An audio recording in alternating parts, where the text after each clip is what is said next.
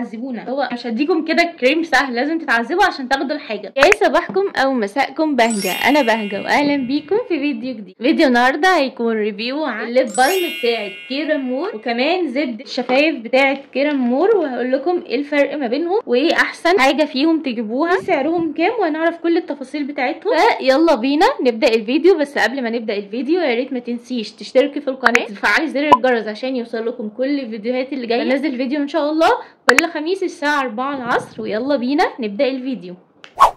اول حاجه هتكلم عليها وهي الليب بالم بتاعت كيرا مور. كيرا مور عندهم كذا ليب بالم، دي اللي هي الاوريجينال اعتقد بالجليسرين، مش متاكده، من غير لا لون ولا ريحه. وكمان عندهم واحده بالجوز هند، وعندهم واحده اسمها تقريبا روز، دي بتبقى لون بينكي هادي يعني مش باين قوي. وكمان عندهم دي بالفراوله، معرفش في انواع تانية ولا لا. اول حاجه الليب بالم دي اللي هي الاوريجينال خالص اللي لونها لبني كده، دي قلت لكم تقريبا بالجليسرين. المفروض ان دي للترطيب العميق وللشفايف بقى اللي بتبقى ناشفه قوي وكده ومحتاجه ترطيب قوي. وفي الشتاء بصراحه انا من رايي وحشه جدا. اولا هي ولا ترطيب عميق ولا اي حاجه، انا شفايفي بتبقى ناشفه جدا جدا جدا في الشتاء، احطها وبشيلها ما عملتش اي حاجه، بتبقى مقشره وتعبانه وكده. بحط الليب بالم ولما اجي امسحها كان هي ما عملتش اي حاجه، كاني ما حطيتش اي حاجه. انا ايه الفايده ان انا احط حاجه ولما اجي اشيلها كانها ما عملتش اي حاجه؟ يبقى بالنسبه لي ملهاش اي لازمه.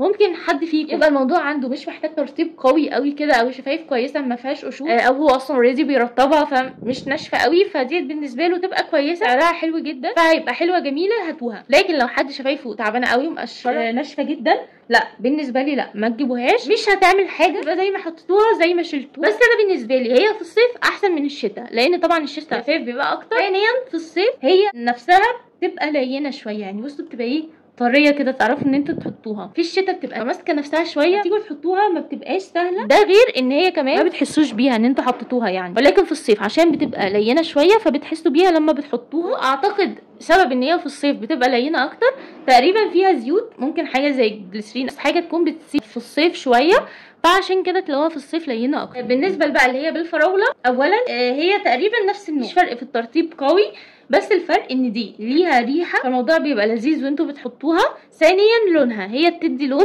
زي ما انتوا شايفين، اللون مش قوي قوي بس بيبقى باين على الشفايف، يعني هو مش قوي هنا، انا حطاه على ايدي، ولكن لما تحطوها على شفايفكم هيبقى باين، هيبقى باين لون احمر باين، مش لون احمر زي الليبستيك اللي بيسيبه، لا لون احمر بس خفيف.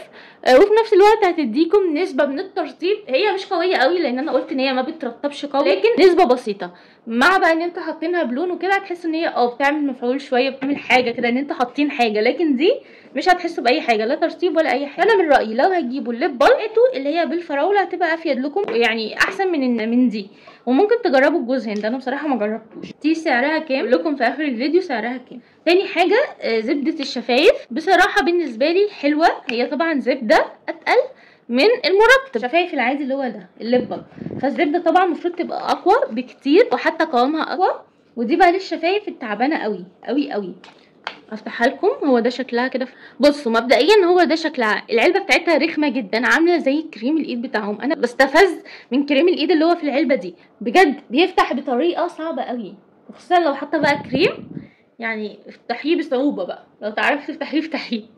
بحس ان هم بجد بيعذبونا، اللي هو انا مش هديكم كده كريم سهل، لازم تتعذبوا عشان تاخدوا الحاجه. المهم هو ده شكل العلبه. طبعا العلبه مش سهله خالص فتحها، خصوصا لو انت في الشارع وعايزه تحطي، مش سهله جدا، مش عارفه ليه العذاب ده. ممكن يعملوها علبه عاديه بلاستيك بتتفتح ازاز او حاجه اسهل من الصاج دي.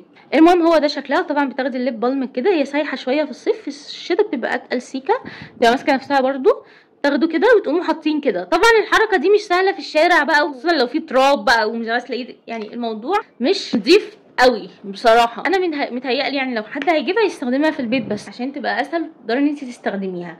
وممكن تجيبوا دي للشارع.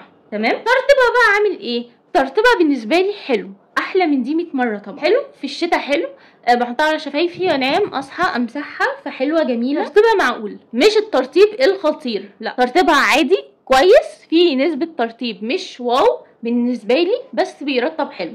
طبعا ترتيبها اقوى من الليب بالم بكتير، ترتيبها حلو، بس بالنسبه لي ممكن تجيبوا فازلين، مش بتكلم على البراند المقاطعه، بتكلم على الفازلين نفسه، ممكن تجيبوه من اي براند. انا صراحه بجيبه من بيور، حلو قوي.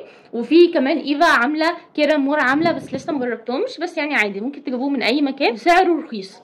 بتاع بيور جايبه العلبه الكبيره كان باين ب 25 جنيه. كرامور اعتقد حاجه و40، ايفا في الحدود دي، فيعني سعره مش فظيع، تقدروا ان انتوا تشتروه. بس ايا كان هتشتروا فازلين او دي فالاتنين حلوين. فازلين طبعا ملهوش منافس، بس يعني دي حلوه بترطب حلو. وبرده في منها تقريبا بلون، يعني دي من غير اي لون لان دي النوع الاوريجينال اللي لونه ازرق. في واحده بينك شويه او حمراء بتدي يعني لون شويه للشفايف لو انتوا عايزين لون. فبالنسبه لي دي حلوه، مش لازم تجيبوا منها بلون لو انتوا يعني هتستخدموها زي اللي هو تناموا وتصحوا تمسحوها وكده، فمش لازم اللي هي بلون. لكن لو هتستخدموها عادي في يومكم العادي لا هاتوا عادي دي او دي، الاثنين حلوين. وعلى فكره لو هتحطوها عادي يعني في اليوم مش هتبقى مضايقاكم قوي، لان هي على الشفايف قوامها مش تقيل، مش زي الفازلين قوامه اتقل، بس دي قوامه اخف، بس برضو حلوه. السعر بتاعهم الليب بالم في حدود من 15 ل 17 جنيه على حسب المكان. لو هتجيبوه من الويب سايت سعره هيبقى ارخص. الزبده في حدود 25 جنيه، عشان كده بقول لكم هاتوا الفازلين احسن، كميته هتبقى اكتر، مفعوله احسن.